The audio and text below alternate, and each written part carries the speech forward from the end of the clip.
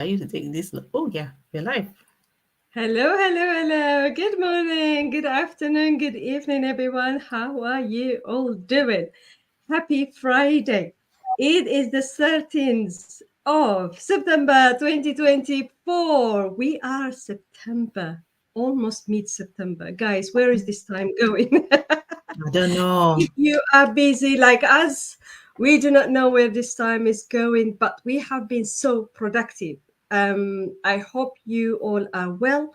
So, as we always promised you, that we will bring our authentic selves to bring um, information about our digital business. We are here today again with my friend, my sister Lillian, my business partner as well, to share with you some of the most important subjects, which is a diaspora, which we are both. So, for those of you who don't know me, my name is Senait. I am originally from Eritrea. Eritrea is in Northeast Africa. For those of you don't know your maps and your Africans, I will trick you to that. So I was born and grown up in Eritrea. I live in the UK. I've been in the UK for nearly 18 years now, and I am a nurse by profession. I've got two beautiful, handsome, whatever, the most beautiful thing that happened to me, my grown up two children. Myself and my husband, we own a digital business, which is why we are here with you today. Lillian, introduce yourself. Thank you for such an amazing introduction. So, I am Lillian and I live in the UK, originally from Nigeria. And like Senat, I wasn't born in Nigeria, interestingly. I was born in England and my parents went back when I was 5 years old. And I Oh, spent most of my growing up years in Nigeria and came back to England 16 years ago now. So not too far away from each other. Been yeah. living in England for the past 16 years. I am a data analyst by profession, married. I have two beautiful children, and I have been lucky to have been blessed with one of each, a boy and a girl. And yeah, I'm a proud digital business owner. As Senate has said, we're here to talk to you again today about this amazing business. Brilliant, brilliant, brilliant. So, guys, before we start, if you have any questions, as we always say to you, if you have any doubts or you want to ask us any questions, please do make sure to put it on the comment section. We will try and attempt to answer your questions. Even when you watch the replay later, make sure you leave us a question. We are contactable. You've got our websites on the screen and ask us any questions. We want to make sure that you know everything that you want to know about this amazing business. Now, today we're going to talk about, as a diaspora people, people who live outside of their main country where they are born. Maybe not for Lillian now, but she went back. That means that you're still a Nigerian. You're not, because you're born here does not mean that you are British, Lillian. I am Nigerian, proudly one.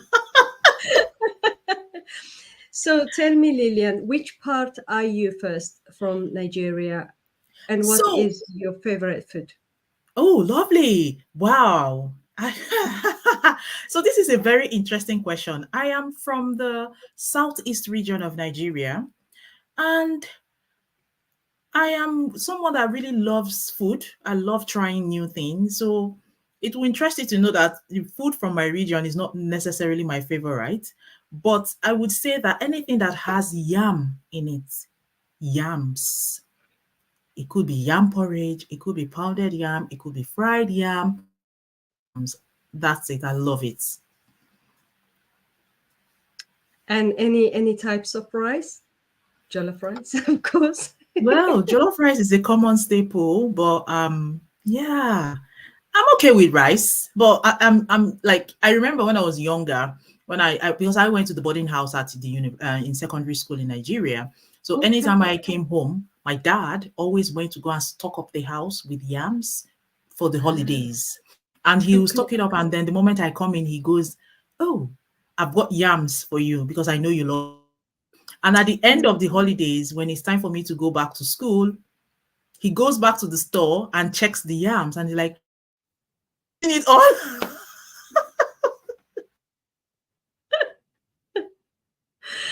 Oh my. Wow.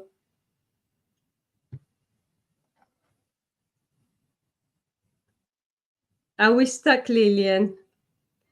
Okay, so we're just talking about food. So my favorite food is from Eritrea is dilot. Dilot is our traditional food. You're back, Lillian? Okay. Yeah. Dilot is our traditional food, shiro, tzabhi. And we have injera. Injera is our fermented bread. Oh, Um, Mainly it is prepared, it's fermented for 3 days or more when it's colder, and we make it ourselves at home. And it's a oh, gluten-free flour. The traditional one is gluten-free, and that's what we do. And we love preparing it and eating traditional food. Now, Lillian, how long have you been in the business? about a year.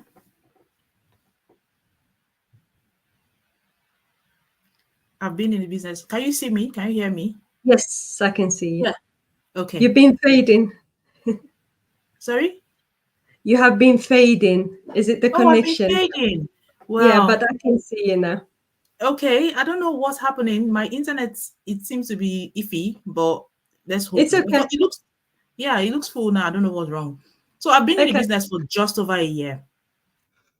Just over a year. Okay, Yep. I'm nearly 2 years now. Yeah. Yep. And it has been a journey.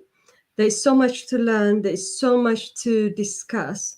But as we always say, there is a lot to explain when we come to you here. But the journey started for both of us when we signed up and check the business. That's the first thing we do.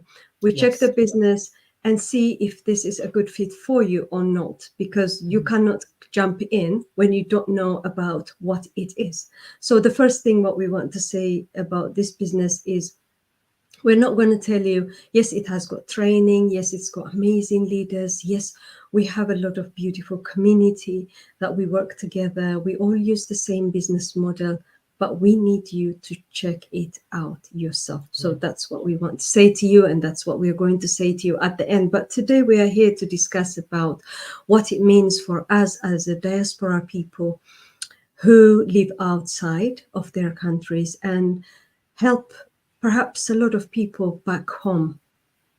Because for us, for Africans, for me as an Eritrean, maybe it's the same for you as well, Lillian, we don't live for ourselves. That's one of Yeah. the things that we do. We don't live for ourselves, we live for ourselves, and then we carry a lot of responsibility for our families, our people back home who are Yeah. scattered all over the world. So Yes. tell me a little bit about that. What are your thoughts when we talk about diaspora? So diaspora is basically someone who has left their country of origin to settle in a different country, Mm-hmm. and um, of course, is in pursuit of a better life or better opportunities. So unfortunately, where we come from, I would say it's I would say developing countries. So we come to a developed country in quote and try to see if we can make a meaning of our lives. And most times many people that travel out of their home country come for their children. They're not even coming for themselves. They're coming to give their children a better opportunity. For those that have children, they come to give their children better opportunity, better life, you know, better chance at life, really. Mm-hmm. So that's what it means to be a diasporan. You are not living in your country of birth or your country of origin, the country of your forefathers. Yeah, exactly. Absolutely. So when the perspective of knowing someone living abroad, when we were living back home, for example, it was a Yeah. different story, right? When I grew up, for example, I never thought that I would leave my country at some point. Mhm. I never thought like that, okay? Mhm. Mhm. Because there was so many things happening. That's why you live. But the expectation is different, because Yeah. what you expect and how you see things when you were back home. For example, where I grew up, things are easy. People grow up together, all children grow up together, the whole neighborhood knows everyone. That's how it is. And then there was a lot of time for people to sit and talk. Yes. People are very hospitable in my culture, very, very hospitable. People love each other, people respect each other. You are your neighbor's child as well, because then they will discipline you. That's how the community is very respectful. Yes. So you are not going to be found doing wrong things, basically. Yes. Knowing I, that you come from that kind of environment, your perspective, your expectation of going abroad is different. A lot of people expect that they will be quickly rich, oh, right? For yes. Yes. when you go out, you will have a different perspective. But on the background, you do not know until you get here. It doesn't matter what education you have, it does not matter what degree you have to start from the scratch, because where you come from is different from where you are, for Yeah. example, in the UK. Yes. Hmm. So in that transition, how did you find it, that transition, when you moved again back to the UK? How did you find your foot on? That's a very, very interesting question that you've asked. And I really, really do agree with you when you said it about how we lived at home, because that's how I grew up. My parents were not always there, but I had my neighbors, I had my family, the community there to help. So coming to UK, I remember when I came, I felt lonely. Mm, I wasn't married at the time, and I remember the first few months I was always calling home, trying to talk to my family, to feel like as if I'm there, even though I wasn't there physically. It was quite a mm, lonely transition. I had to it was difficult to make friends. I went to church. I'm a Christian. I went to church thinking that I would meet my peers, but I was very shocked to find that there were not a lot of young mm. people in church, because that's where you found friendship if you wanted to find friends in back home, for example. And it was quite difficult. Not only that, it took me a very long time to get a job. It took me a very long time to get a job. My degree, I couldn't get a good job. Like, when I say a good job, a job that is befitting to the degree. Yeah. So it was difficult. It Mm, was really difficult. I literally had to start from the bottom again. Like, you're quite right. So yeah. I started work. Yeah, I literally had to start from the bottom. So it wasn't an easy transition at all. No, Yeah. it wasn't at all. Absolutely. Yeah. Absolutely. So for me, it was the same. When I came to the UK, everything was so dark for me, because the jobs that I was doing was not here. Okay. Mhm. So I had to start interpreting job for the other languages that I speak, basically. And I didn't know the country. My husband has to teach me how to use a map, because where I come from the city, we don't need a map. We go like just like that, it is. That's where I grew up, and we never needed like a map like Yeah. what we do now. So it was very difficult, and my children were very young as well at that age. And all these years that I worked, the education that I had and I worked, I had to leave it behind, because it just doesn't exist here. Because I Yeah. used to work for United Nations, and it's a developing country, as you said. Now I'm in a developed country. Yeah. So I'm required to move out if I want to work somewhere similar, perhaps. And I made a choice that now I want to raise my children myself. I don't want to regret when they grew up. Hmm. I want to stay in the family. I want the whole family together. So that was the choice I made at that time. But when I made that choice, the thing is, you are on your own. Either you work hard or you stay behind. For example, in the UK, you have opportunities. If you are lazy, you cannot survive. If you don't use the opportunity that these people have in this country have, which they have given to us as well, which I'm very grateful to the country and to the people of this country, Yeah. because this is not like my uncle's house or I don't belong here. I can say that to you, but we have been offered the same opportunity that the British people have, and I'm Yeah. so grateful for that. And we were able Yes. to educate our children, educate ourselves, go to work. But the work that I had to go was a healthcare assistant. I had to go as an interpreter first, then I had to go as a healthcare assistant. And then at some point, my husband said, okay, now the boys are growing. What do you want to do? You need to choose what to do, and I'll support you. So my Yeah. head was everywhere. My business management stuff has gone wrong because I can't use it here, Hmm. and all the systems that they use here is very different, has got nothing to do with United Nations. So it was very difficult, but yet I went and did the job that I have to do for me to go and do, because the main problem is that you can get stuck if you don't get out and do the job that makes you uncomfortable, because now you are in a different era, you are in a different place, you are in a different country. You cannot sit back and watch and say like, oh, I was better off back home, but you can't go Yeah. back home. Yes. So that is where my transition was. But I thank God that everything, every step that happened was for good. I never Yes. thought that I would go back to university and study nursing again. I never thought that I would own a business like this. If I knew about this business before I did my nursing, I might not have gone to do John my Nelson. Yeah. because of the flexibility, because of everything that has got the training and everything that this business has got.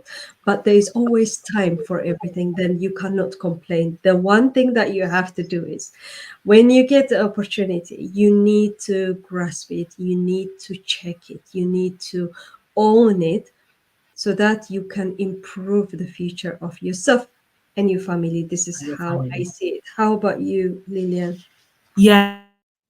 Absolutely. So for me, it was more of yeah, you basically hit the nail on the head. I didn't have to go back to study again or afresh, but what I did was I went back to have a second degree in my area of specialism, which is basically statistics. So I went Mm, back to school because I just felt, okay, how do I break into the system? And I had to go back to school to do my mm, master's. And doing my master's was an amazing opportunity. It was an eye opener like yours. mm, And I was able to put a foot in the door to my job, right? Which I'm forever grateful for. But mm, it's a job. And like you, if I had known about this business maybe 4 or 5 years ago, I may have done something different. Like I'm happy with my job, but it is not as, and it's flexible, but I want more. I want mm, more out of life. And that's why I started, looking for the business because apart from that, I have responsibilities, which you alluded to in the beginning. There's so much responsibilities. I'm the eldest mm, in my family. I have siblings that are looking up to me. Um, I have goals, I have dreams, and I've been mm, trying to live those goals and dreams for the past how many years now? 16 years. And mm, it just feels like it's far fetched. Each time it feels like I'm getting close to it, away from it. It's just like a constant cycle. So, and that's one of the challenges of being in that. To give an example, just a very short example, simple one. I have children now. I wasn't a parent when I came in, but mm, I gave birth to my children here. I take my children to school every day. And I see, for example, how, the British people, they have their parents, they have their uncles, they have their, you know, family around to come pick them up. So if I can't walk, if and I'm British, I can just call my grandma, my mom, Mom, could you go and pick up my child from school? Which is a luxury I do not have. Mm-hmm. I then have to spend my money to pay someone to go and pick up my child from school. And that is where all of this extra, so you think goes into all of these little things, childcare, child this, child that, everything. And then it becomes, it just feels like it just goes round and round in circle. So um I just it's not easy to be an immigrant in a different country. It's just not easy because you are doing everything by yourself, and if you can't do it Mm-hmm. by yourself, you have to pay for it. Mm-hmm. Yeah, Mm-hmm. you have to pay for it. Yeah. And that is expensive. It's not cheap. No, it's very expensive. Yeah. I said that many times when I raised my boys. We really struggled with my husband, both of us, Yeah. because my husband was at uni and I was working. So the boys had to stay in after school care Mhm. and sometimes in a daycare. They never liked it. Oh God. It's painful when you go to pick them up. They were crying. They said, "Mom, why can't you stay with us Oh every day?" God. That It is was so it heartbreaking. was it was so painful, and not only painful because you have to do that to work, right? You have to leave them behind. You can't take them to work. That's one. But the painful bit is their emotional being. You Yeah. leaving them there in a strange country Place. that you've Yeah. yeah, and you don't know the people. There's a Mm. lot of things that comes with that, and at the same time, every time when you leave them, you are not even making a difference because you pay a lot of money anyway. Yes. The difference is very small. So Mm. what I was saying in some of my videos is, I wish I know that there was opportunities like this, but Yeah. everything comes in God's own time. Time. Nothing Yes. comes by itself. Perhaps we had to pass through that. Yeah. But what I say to you moms especially is, use this opportunity. We have thousands and thousands of moms Mhm. who look after their children, who are doing a great job. They own a business from the comfort of their home. They do everything they want, and then they stay home and they attend their school's achievement. They are with the Yes. children. They do a lot of marvelous things for their children. They don't miss any milestones of their children, and that is a great privilege that we did not have. So we call you, especially if you are a mom watching us or is going to be watching later, we ask you to come and check and see what we are talking about. And then you can contact Lillian or myself. We will advise you, we will guide you, we will share with you what we know. Basically, that's what we say to you. Lillian, are you there? Any words to add, Lillian? Right. So Lillian's internet is playing up a little bit. You are Yes. I'm back. back again. Let's not You're forget back. our dads, though. Our dads too are also equally as important. So anyone really, anyone that's, whether you're a parent or you just want to start life, you don't want to. So there's this thing. There's, you learn from other people's experiences, or you learn from your own experience. I'm Mm, not sure I said it well, but the best way is to learn from other people's experiences. Don't wait to experience it before you learn something. yeah. So you might be a young person, hoping to start a family at some point. You might be, I don't know, any one of you that is interested, dad, mom, single, married, whatever. Yeah. As long as you're an African, sorry, you're an immigrant or an African, I don't know, wherever you come from. We've just shared our challenges with you, which made us make this decision. And hopefully, you would relate with one or two of them. And as Senite has said, we're encouraging you to just come and have a look for Yeah, yourself. Yeah.